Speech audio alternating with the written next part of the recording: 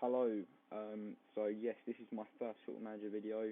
I'm new to the whole Football Manager scene. This is the first Football Manager I played, but I've been addicted to the game since I bought it. So I thought, I watch a lot of YouTubers like Dr. Benji, and I thought I'd enjoy making a save. So this is going to be episode 1 of my Red Bull Leipzig save that I'm going to start for YouTube. And the aim is to really win the Champions League within a couple of seasons of this save.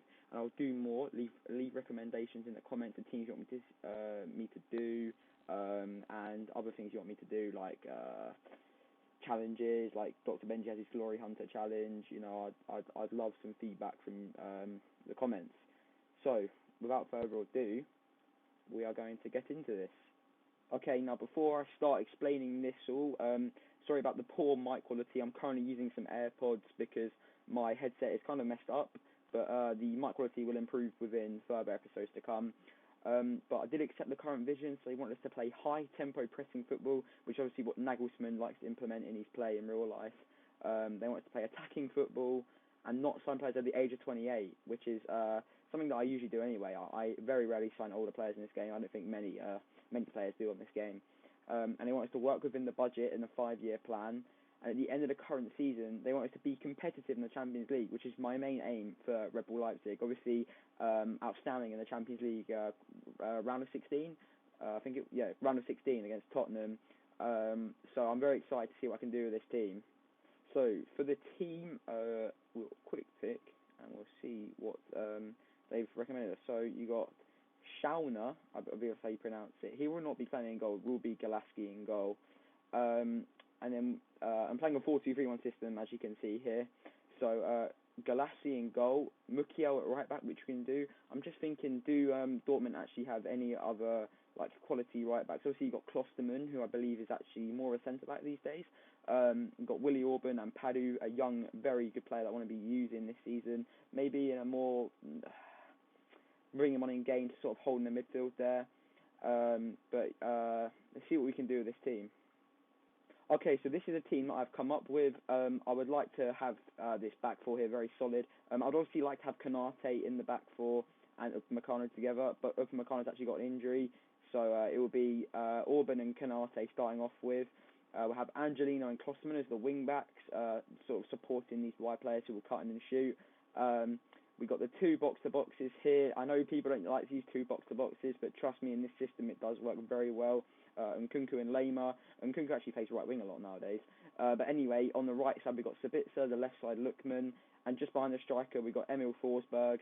We'll see how that goes. We may rotate players like Adam into this box-to-box midfield. I know he can play as a wing-back, very versatile sort of player. And also Werner can play on the left and Schick can play up front like they do in real life. But yeah, let's do some transfer business. As you can see, we've got some very sort of interesting, I'd say, young players.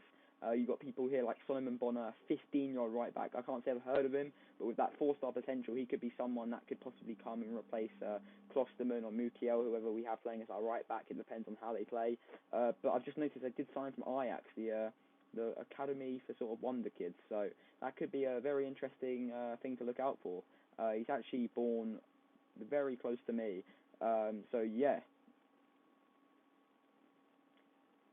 We've also got players like Tom Krause here, Joshua Voss. I haven't heard many of these players, but this guy's a winger, and he can play as an inverted winger on the right-hand side mainly, but also on the left, which is sort of very nice. He plays a striker. This guy looks like he could be a very good squad player, come in and play in all these types of roles. But yeah, sure, got an interesting bunch of players here at this club.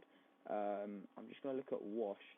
Okay, yeah, I was thinking maybe if he's more defensive mind, he could even come into the squad, but none of these will be coming into the squad just yet. But let's, as I said before, let's do some transfer business and see what I can do. Okay, our transfer business is done.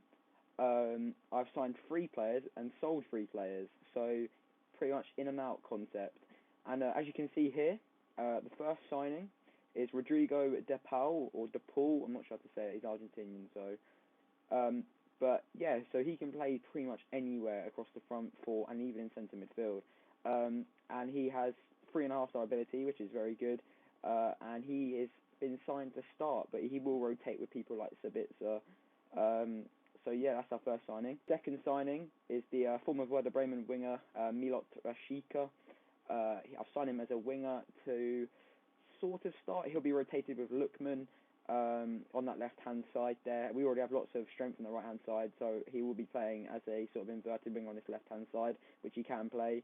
But he was a very, very sort of cheap signing for someone of his quality. 12 million is a very good figure for someone of his quality. And that leads us on to our final signing, a season-long loan for 28-year-old centre-back Juan Jesus from Roma. He has come in to sort of play as third or fourth fiddle to the centre-backs. Obviously, he has lots of pace for a centre-back, which is shown in his physicals there with the 15 pace, which is obviously very quick for centre-back. And then we'll now show you the players that have left the club. Okay, so the first player we sold is Slovenian playmaker Kevin Campbell. He is someone that could be good for the club, but I thought with his age, I thought we'd move him on. And we got a good sum, 20 million from Leicester for him, so he's the first player to leave. Next player to leave is Yusuf Poulsen, and he has gone to Crystal Palace. I sold him for a good fee, 15 million, and he's someone that we didn't really need because we had Patrick Schick to come in as a backup striker. And so yeah, I thought we'd move him on, and decent fee for a player that wasn't really used that much. Finally, we moved on Emil Forsberg to Lyon. Someone, again, wasn't really going to get used, and we got a good fee for him, about 20 million. So in the end, we sold a lot of players for quite a bit of money, and we brought in better players, in my opinion.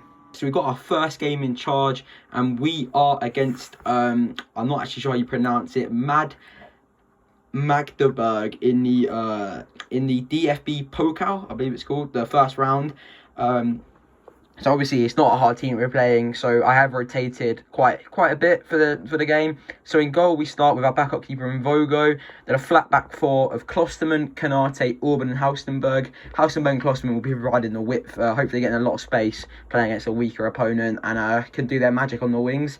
Then you've got the two box-to-box midfielders. I know it's not a very well-liked thing on this Football Manager, two box-to-boxes, but trust me, it works very well for me. And then you've got the right wing and left wing both playing as inside wingers, and that would be DePaul and Sabitzer, both sort of trying to get inside there, cutting and shoot. And then playing just behind the striker is Danny Olmo, playing as a playmaker. He'll be trying to thread those balls through to our advance forward, Timo Werner, the man making runs in behind. Player I'm very much looking forward to using on this game. Prolific goal scorer and rapid pace. And yeah, without my mind's gone blank. My mind's gone blank, boys. But anyway, we're going to get into the game. Okay, so we're trying to have a good one. Obviously, we're playing a much weaker team here, so we should be able to win. Magdeburg, I'm not actually sure they are in the league, but we're just going to put key highlights on, which is what I always do. Let me know if you want me to play in direct or 2D. I usually play in 2D, which is what we're going to do now. But if you guys want me to play in, what's it called? Director, then let me know. Let's start with nothing happening there. Okay, here we go. Can we score? It's been half an hour and we've had about 20 shots and we still haven't scored. Here's Nkunku, man with the great dribbling, I believe. Is he gonna look for the cross? Did he get fouled there? No, goes back to Klosterman. He crosses it in. Werner hits the post, should be scoring now. Here we go, another highlight. Klosterman to Olmo. Nkunku. Gonna dribble with it. Oh, and that is poor. That is a terrible shot. Well, half time, boys, and it is 0-0, viewers. Yeah, I mean, if you look at these stats here, we've had 19 shots, they've had 0, and it's still 0-0. So we need a much improved second half on the finishing. So I'm gonna do a passionate team talk with the boys, and keep going. Oh, we're not. Keep going. Okay, 57 minutes. We got a free kick here. Hulstenberg. Was that a foul? No. And Beck has it. No way. Imagine if they score this. Priestlinger tries to counter, but Klosterman comes and clears up, and he gives it to Kanate. Gives it back to Klosterman. There's a lot of space on that left-hand side for you and go out to there. We don't, but we do go inside to Olmo, and then Kunku has it now. Tyler Adams, DePaul. So much space in this left for DePaul and Haustenberg. And Sabitzer at the back post. Brilliant ball from DePaul on his debut. Ball from DePaul. And Sabitzer heads it in at the near post. That was a... I was trying to see that again. That pass from DePaul was fantastic. I mean, they're not a great team of playing, and the marking was not very good. But that is a brilliant curved ball over to Sabitzer, and a great header from him on the near post. And we finally get our goal. Okay, so I am going to bring on Juan Jesus for his debut. And I'm also going to bring on Rashica for his debut for Ulmer, and just switch these two here. And then I'm probably going to bring on maybe Ampadu. Angelina can't play, I don't think, so we will bring on Ampadu, and we'll just put him as a defensive midfielder, like we said before that I would do. And yep, alright. And so can we make 3 changes? I'm guessing of this. And there is a highlight here, or is it just okay? No, it's nothing. Okay. Can we get our second goal? It's been a poor game for our standards, for finishing wise. We obviously dominate the game, but Rofer picks it up over to Priestlinger, and he looks for that ball again to Beck, and it does get cut out again by Klosterman. Last time that happened, we went up the pitch and scored. So is that a sign of things? Adams over to Rashica, that left hand side again. If he whips it in, surely it's a goal, viewers. He does whip it in. Adams over the bar. Oh, that's that again. Just a poor finishing. You know, someone of his quality should be scoring that from that range. But that does leave us with 5 minutes to go, and a 1-0 win would be a very disappointing result. And it looks like it is going to be. We have got another highlight here though. DePaul and Klosterman linking up. DePaul's been all over this like front attacking area today, and Rashica picks it up. He's going to give it to Hulstenberg. So much space over there. He gives it to Ampadu. Back over here to Hulstenberg. That looked like it may have been offside. And Rashica whips it. And Werner gets the second goal of the game. He's first of the season. And the man I was saying I was looking very much forward to using has come up with the goods straight away. I mean, we are playing against Magdeburg. But the ball here from Rashica, sorry. So 2 assists on 2 players' debuts. Brilliant ball from Rashica, and Werner nods home. And I believe that should be it. I mean, is there another highlight there? No, there's not. Okay, there's another highlight here. DePaul, can we get a third? That would be a much more convincing win. A third, maybe a penalty? No, no one got pushed. And that is going to be it, I believe, viewers. Or not. Is this ref not going to blow? Okay, we got a throw in. Klosterman. Tyler Adams. He can hit those, but he gives it over to Hulstenberg. Hulstenberg whips it to no one. Sabitzer to Klosterman. So much space on these wing areas. We're utilising these, and Werner can't put it away on the rebound. But we do win the game 2-0, viewers, which I will take. So we'll do a good win, boys, and we continue.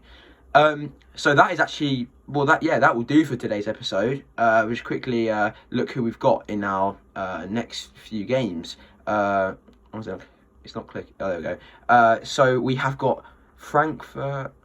Okay, next episode we won't be playing the Berlin or Mönchengladbach games like on live commentary, but you will see the Frankfurt and Bayern Munich games in the next episode. So that is something to look forward to in episode 2. 2 big games there straight away. But I hope you did enjoy. This is the first time I've done something like this, so I would very much appreciate feedback on how to improve. But yeah, I would like to thank everyone that has watched for watching. And there's not much else to say really. Hope you have a good day, and